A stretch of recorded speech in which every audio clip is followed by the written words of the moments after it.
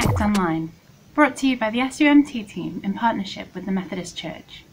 We hope you'll feel blessed and able to connect with God as we sing, pray, and spend time together in His Word. But first, a quiz.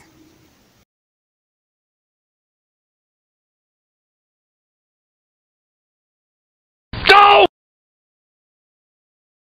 Go!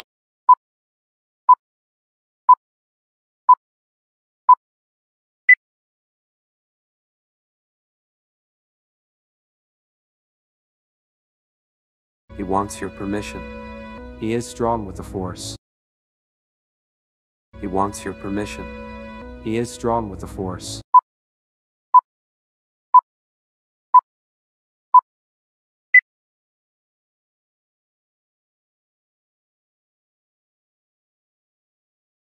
You've used my logic against me.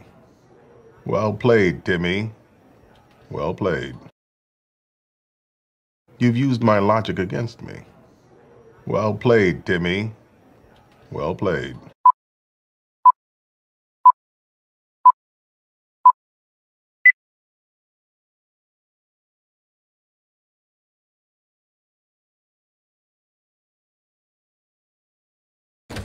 Seat yourself, sir. Be with you in a minute. Seat yourself, sir. Be with you in a minute.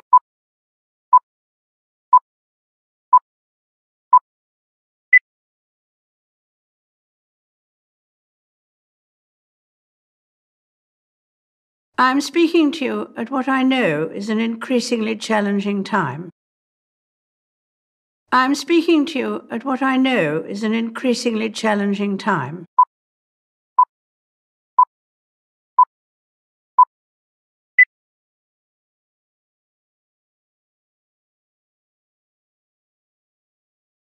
I'm just a traveller. Sometimes I see things need fixing. I do what I can. I'm just a traveller. Sometimes I see things need fixing. I do what I can.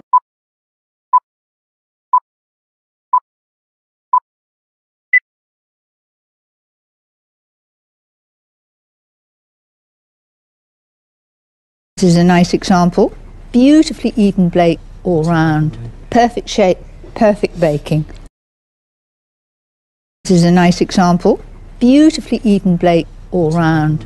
Perfect shape, perfect baking.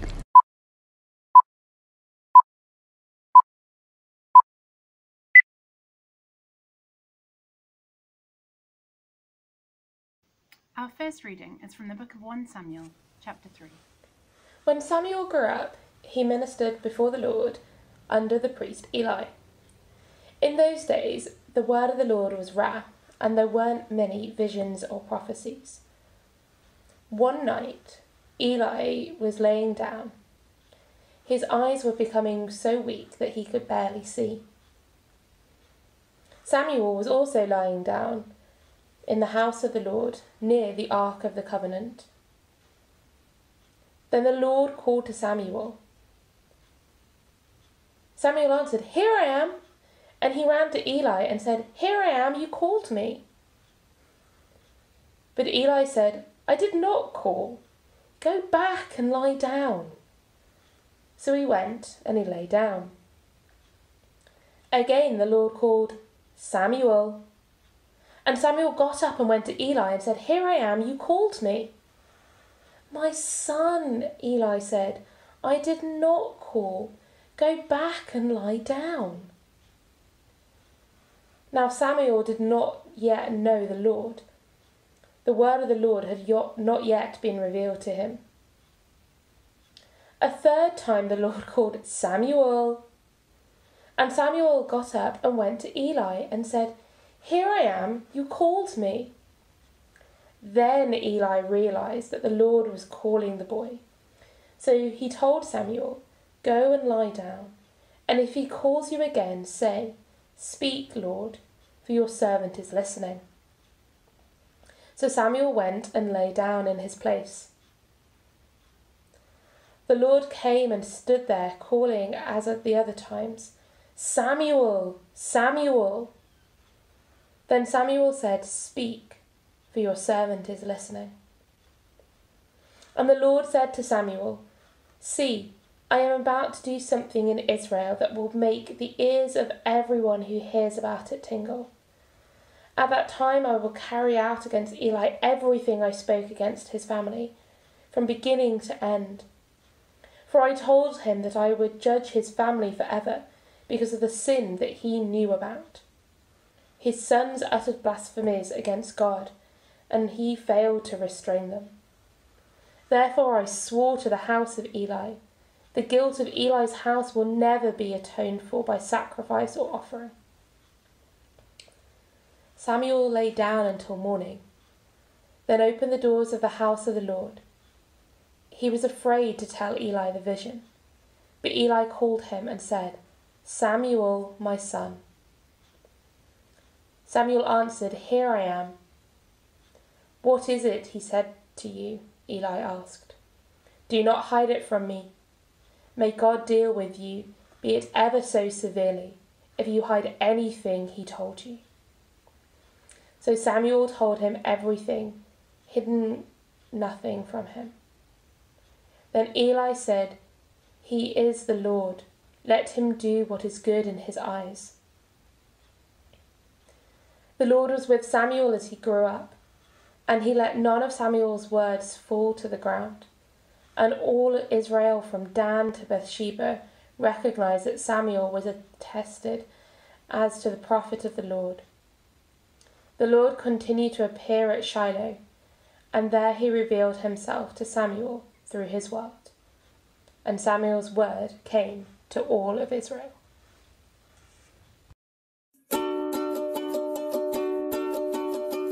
I, the Lord of sea and sky, I have heard my people cry, all who dwell in dark and sin, my hand will save. I who made the stars of night, I will make the darkness bright, who will bear my light to them, whom shall I send? Here I am, Lord, it is I, Lord, I have heard you calling in the night. I will go, Lord, if you lead me. I will hold your people in my heart. I, the Lord of snow and rain, I have borne my people's pain. I have wept for love of them, they turn away. I will break the hearts of stone, give them hearts for love alone. I will speak my word to them, whom shall I send? Here I am, Lord, it is I, Lord, I have heard you calling in the night. I will go, Lord, if you lead me. I will hold your people in my heart. I, the Lord of wind and flame, I will tend the poor and lame. I will set a feast for them, my hand will save. Finest bread I will provide, till their hearts be satisfied. I will give my life to them, whom shall I send? Here I am, Lord, it is I, Lord, I have heard you calling in the night. I will go, Lord, if you lead me. I will hold your people in my heart.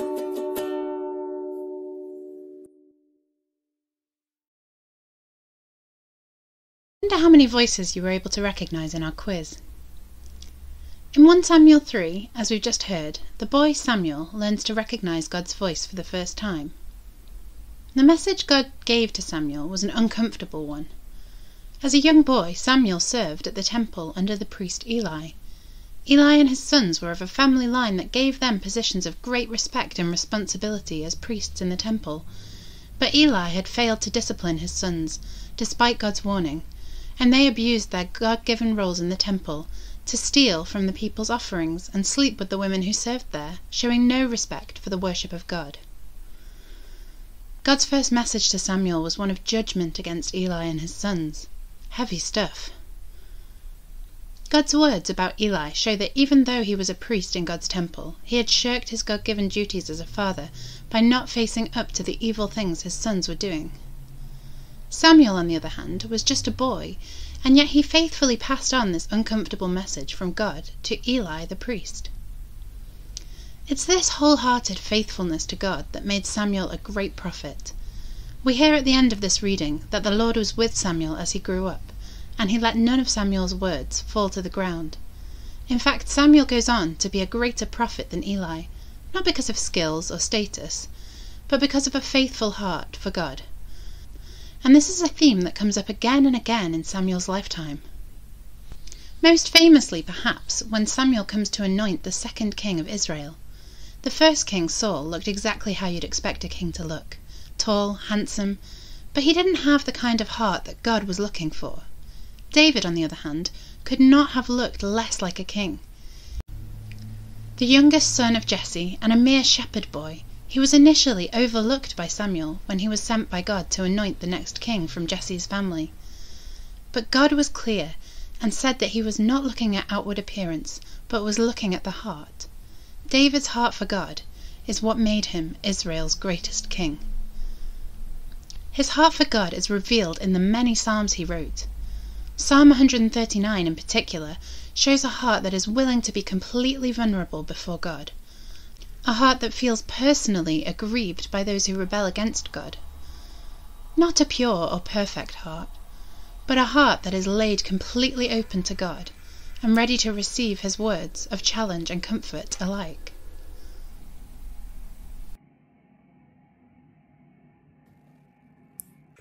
O Lord, you have examined my heart and know everything about me. You know when I sit down or stand up. You know my thoughts even when I am far away. You see me when I travel and when I rest at home. You know everything I do. You know what I'm going to say even before I say it, Lord. You go before me and follow me. You place your hand of blessing on my head. Such knowledge is too wonderful for me, too great for me to understand. I can never escape from your spirit. I can never get away from your presence. If I go up to heaven, you are there. If I go down to the grave, you are there. If I ride the wings of the morning, if I dwell by the farthest oceans, even there your hand will guide me, and your strength will support me. I could ask the darkness to hide me, and the light around me to become the night. But even in the darkness, I cannot hide from you. To you, the night shines as bright as the day. Darkness and light are the same to you. You made all the delicate inner parts of my body and knit me together in my mother's womb. Thank you for making me so wonderfully complex. Your workmanship is marvelous. How well I know it. You watched me as I was being formed in utter seclusion, as I was woven together in the dark of the womb. You saw me before I was born. Every day of my life was recorded in your book. Every moment was laid out before a single day had passed. How precious are your thoughts about me, O God. They cannot be numbered. I can't even count them. They outnumber the grains of sand, and when I wake up, you are still with me. O God, if only you would destroy the wicked. Get out of my life, you murderers. They blaspheme you. Your enemies misuse your name. O Lord, shouldn't I hate those who hate you? Shouldn't I despise those who oppose you? Yes, I hate them with total hatred, for your enemies are my enemies. Search me, O God, and know my heart. Test me and know my anxious thoughts.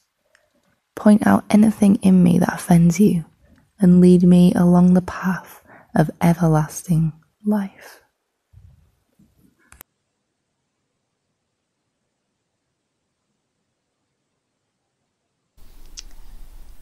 What made God reject Eli's priestly family and choose the young boy Samuel instead? What made God reject the tall, handsome King Saul and choose the shepherd boy David instead? A faithful heart that is ready to listen. Today we want to encourage you to lay your heart before God and be open to what He is saying to you.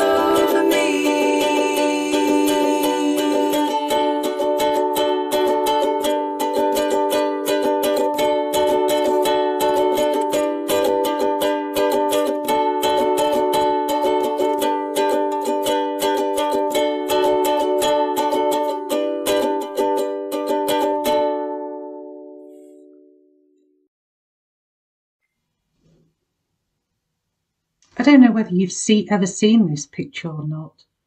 It's the old HMV logo, a dog sitting in front of a wax cylinder phonograph and listening to the sound coming from its horn. It's based on a painting by a Liverpool artist called Francis Barrard, titled His Master's Voice, which is where the company name HMV comes from, His Master's Voice. The painting is based on real events. Francis's brother Mark died, but left recordings of his voice on the wax cylinder. Whenever Francis played them, Mark's dog, Nipper, would run over to the machine and listen intently. He really did recognise his master's voice. Now, if we have a pet, we may be familiar with that sort of thing and have our own stories to tell. But perhaps, of course, pets don't always understand what's being said to them. But in the context of today's Bible readings, it raises two questions. The first one being, do we recognise our own master's voice? In other words, God's voice. And do we understand it? Perhaps we expect to receive some kind of personal message like Samuel. In reality, God uses many different ways of speaking to us. So this week, think about the different ways you hear from God and listen out for him. Let's pray. Thank you, Lord, that you know us and can see our potential. For you know who we are created to be. We thank you for all the people you have placed in our lives. Parents, teachers, guardians, friends, whoever they may be. People who have made a real difference to us. We thank you for the blessing of relationships, but most of all for our relationship with you. Help us to bless others in your name. Thank you, Lord, that when we are hurt, confused or unsure about something or someone, we can come to you. Thank you for the gift of your Holy Spirit's wisdom and guidance. Lord, our hearts are lifted by your presence in our lives. All glory to you with thanks and praise. And loving God, help us to help others to come to you, to see you, and to hear you. Amen.